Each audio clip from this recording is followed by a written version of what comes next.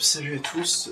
Du coup, aujourd'hui, on se retrouve pour aller voir le film Demon Slayer. Du coup, il y aura une petite partie vlog sur la route où je vais vous donner un peu mes a priori et mes attentes par rapport au film. Et puis ensuite, j'irai le voir et puis je vous reprendrai juste après, une fois que je serai chez moi. Puis je vous donnerai mon avis à chaud sur le film. Mais voilà, du coup, je vais me préparer et puis je vous retrouve juste après.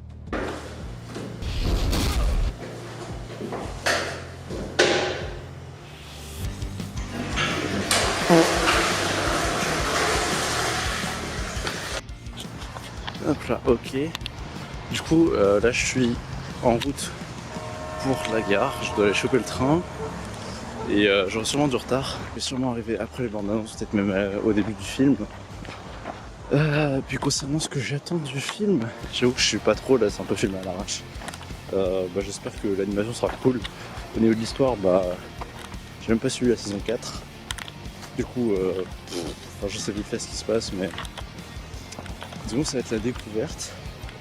Je vais reprendre quand je serai arrivé au cinéma. Puis on se dit tout à l'heure. Allez.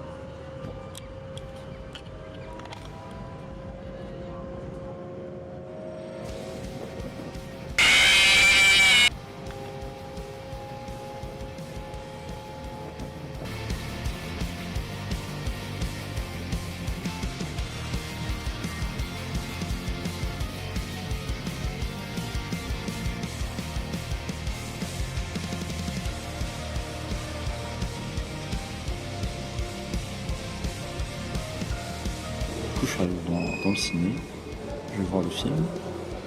Il y a presque personne. Je suis devant la salle, donc je vais y aller. Et puis on se retrouve une fois que le film est fini. J'espère que ça va être bien. Normalement, c'est bien. En tout cas, vu les avis, vu le nombre d'argent qu'il a fait au Japon, je pense que ça va être pas mal. Du coup, on se retrouve après. On a plus.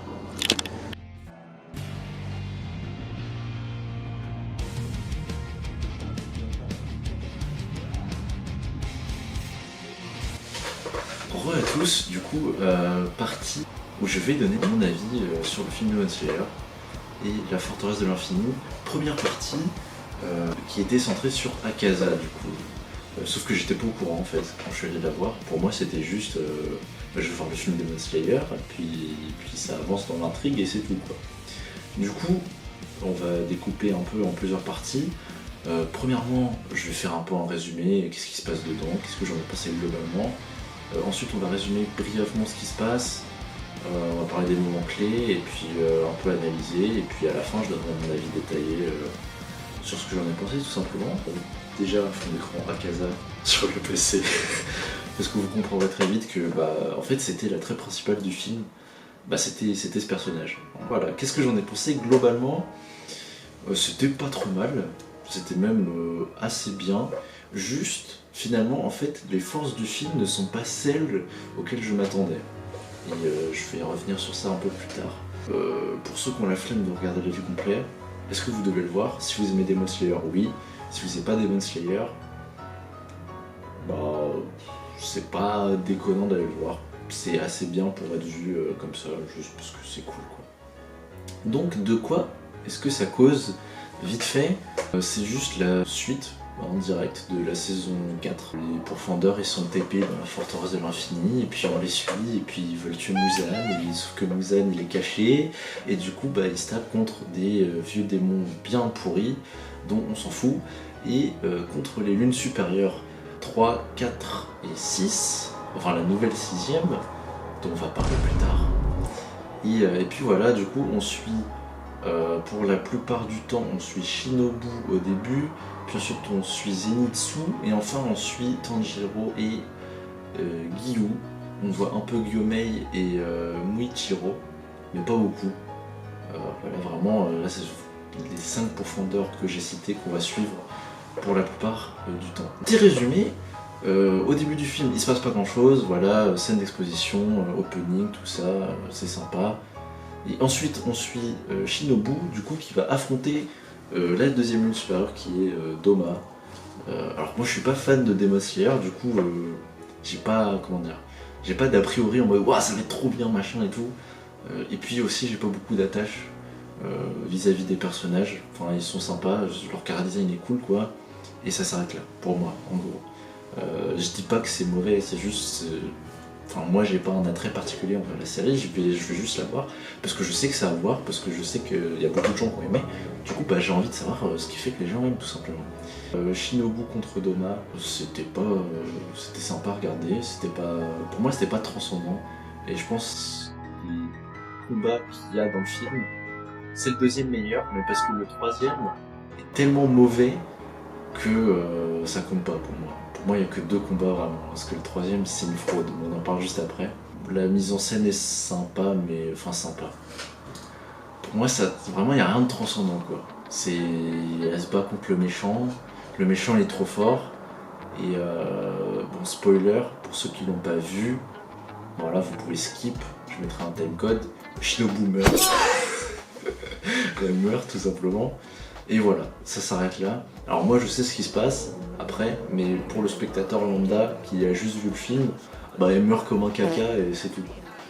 Il y a des flashbacks avec sa sœur et machin, qu'elle a pas honoré sa volonté parce qu'elle a perdu, et c'est tout. Voilà, j'ai pas trouvé ça très intéressant. Et puis concernant la chorégraphie du combat en soi, bah c'est ufotable quoi, il y a la caméra 3D, et puis il y a les effets et tout, et concernant l'animation pure, il n'y a pas grand chose de spectaculaire. Hein. Je vais directement aborder aussi la thématique du montage du film.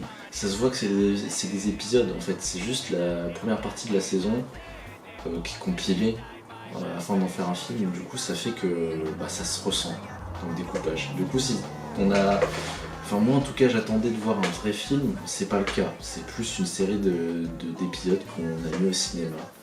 Et du coup ça fait que le découpage est pas toujours super cool à suivre. Et aussi du coup le budget dans l'animation et tout des combats, ça se voit qu'il s'économise un peu, surtout pour l'acte final du film. Où là ils ont mis plus de budget.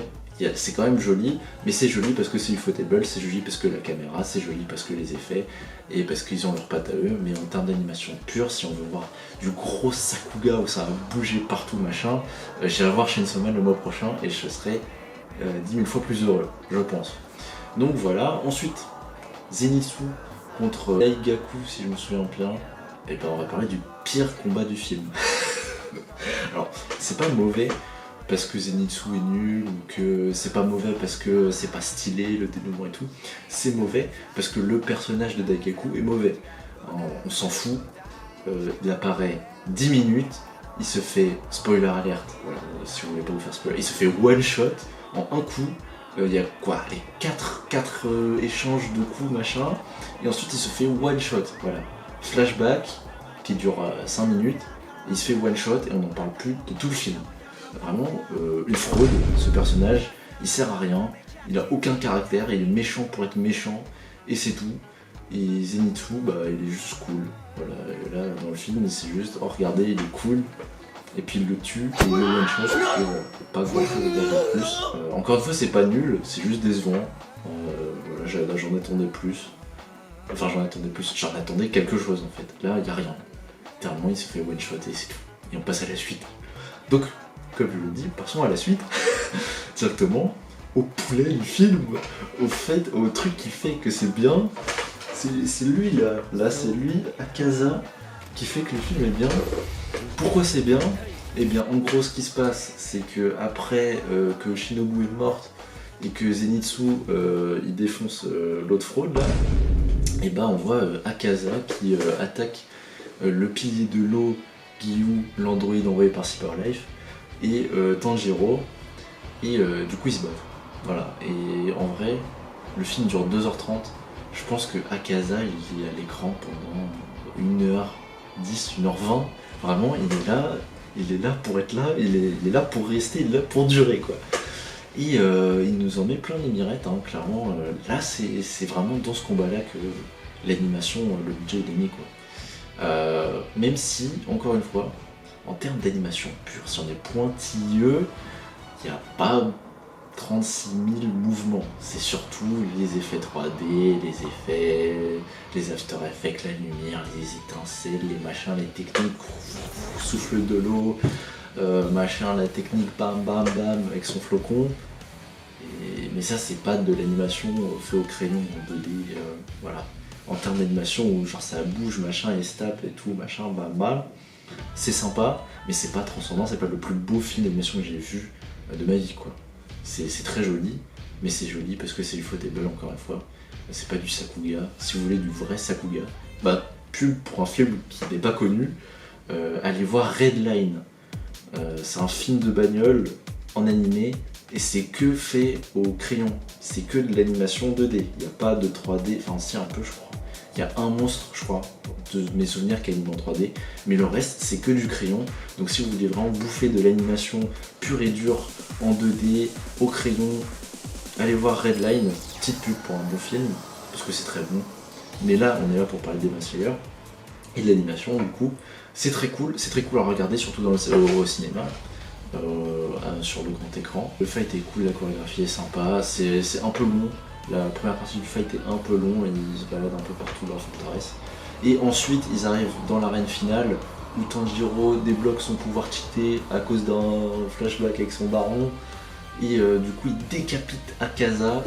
Et ensuite, meilleur moment du film, bah, c'est la conclusion du personnage d'Akaza et son flashback où on apprend vraiment son passé, pourquoi il est devenu démon, qui est-ce que c'était avant, que le gars en fait c'était un forcené, qui voulait juste que son père il aille mieux, du coup il volait des trucs, puis il encaissait plein de coups machin, et puis ensuite il se fait récupérer par un giga chat dans un dojo, et puis il aide une meuf malade, et en fait cette meuf c'est la fille de son maître, et du coup sa fille, enfin la fille du maître, elle tombe amoureuse de lui, du coup boum boum boum, ils se fiançaillent et tout, machin, truc stylé, sauf que en fait ils se font empoisonner par les ennemis du maître et machin, et du coup il meurt, et du coup il va défoncer 67 mecs comme ça, bam bam bam, comme ça à main nue, bam, il les décapite.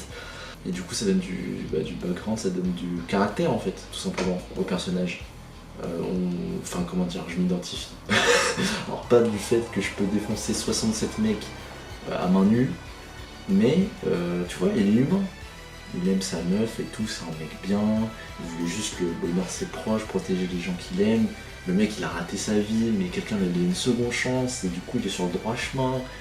Il allait se marier, être un mec respectable, et boum, la vie lui a tout enlevé, alors qu'il était sur le chemin de la rédemption. C'est triste, voilà, je vais pas pleurer quand même, faut pas déconner, c'est Demon Slayer, je vais pas pleurer dans Demon Slayer. Mais pour ceux qui ont pleuré, je comprendrais, tu vois, c'est possible d'éprouver des sentiments, des émotions vraiment fortes à propos de ce personnage, parce qu'il a vécu des trucs qui sont pas... c'est pas fou quoi. Et puis l'attachement quoi, alors qu'on le voit pas beaucoup. Et puis voilà, du coup c'était vraiment la plus-value du film, c'était Akaza, son personnage, son développement, et sa conclusion. Le Gigachad, le gars est tellement vénère qu'il se fait décapiter, il meurt même pas. Le gars est toujours debout, il se bat toujours. Et le seul moyen qu'il meurt, c'est qu'il s'est donné la mort parce que il s'est rendu compte que voilà, son idéal de devenir le plus fort et tout, bah ça n'avait aucun sens. Et qu'en fait, le mec le plus faible, bah, c'était lui, parce qu'il avait renié son humanité et qu'il n'avait plus aucune raison de se battre parce que les gens qu'il aime, bah, ils sont déjà morts. Et du coup, il se suicide. Ce mec est trop... Ce mec est juste trop badass quoi. Ce mec est juste un gigacha du début à la fin. Sans Akaza, le film, il est moyen, il est bien, il y a de l'action quoi, et c'est un shonen basique. Bon, il y a des trucs qui m'ont un peu saoulé, mais bon, je peux pas en vouloir, c'est un shonen quoi, c'est fait pour les ados, et plus le temps passe, moi je suis un ado. Les coups de Tanjiro qui dit ce qui se passe à l'écran alors que c'est obvious dans sa tête, ça casse, c'est relou, ça casse le rythme. Il y a pas beaucoup d'humour, mais quand on a... c'est pas drôle, genre quand Zenitsu il est blessé et ça fait des blagues, c'est pas drôle, enfin moi je trouve c'est pas drôle, ça m'a jamais fait rire l'humour de Demon Slayer. C'est pas sur l'humour que le film il se rattrape, c'est pas sur Daigo qui pue la merde que le film il se rattrape, Doma au final il se fait très vite éclipser par Akaza une fois que Akaza elle est là. J'avais carrément oublié que Shinobu elle est morte en fait. Parce que Akaza juste il a volé le film.